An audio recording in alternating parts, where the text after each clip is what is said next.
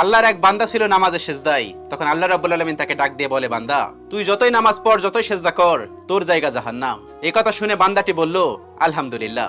আল্লাহ তখন বলে, এই বান্দা, জাহান্নামের কথা শুনে কেউ আলহামদুলিল্লাহ কয়? বান্দা তখন বলে, আল্লাহ, জাহান্নামের মালিকও তুমি, জান্নাতের মালিকও তুমি।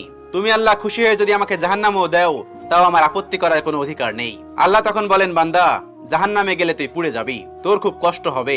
বান্দা তখন বলতেছে, আল্লাহ, কষ্ট শুধু আমার হবে না, তোমারও হবে।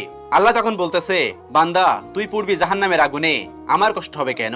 বান্দা তখন বলে, আল্লাহ, কোনো মায়ের কোল থেকে যদি কোনো বাচ্চা পানিতে পড়ে যায়, তাহলে কোনো মাই দূরে দাঁড়িয়ে থাকতে পারে না, দৌড়ে গিয়ে বাচ্চাকে কোলে নেয়। আমার বিশ্বাস ওই মায়ের চেয়ে কোটি কোটি গুণ দয়া তোমার বেশি। আমাকে জাহান্নাম দিলে তুমিও আল্লাহ শান্তি পাবে না।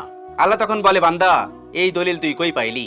বান্দা তখন বলে, আল্লাহ, আমাদের জাতির পিতা ইব্রাহিম আলাইহিস সালাম তোমার প্রেম মুখে নিয়ে যখন নমরুদের আগুনে পড়ে গেল, তার আগেই তুমি বলে দিলে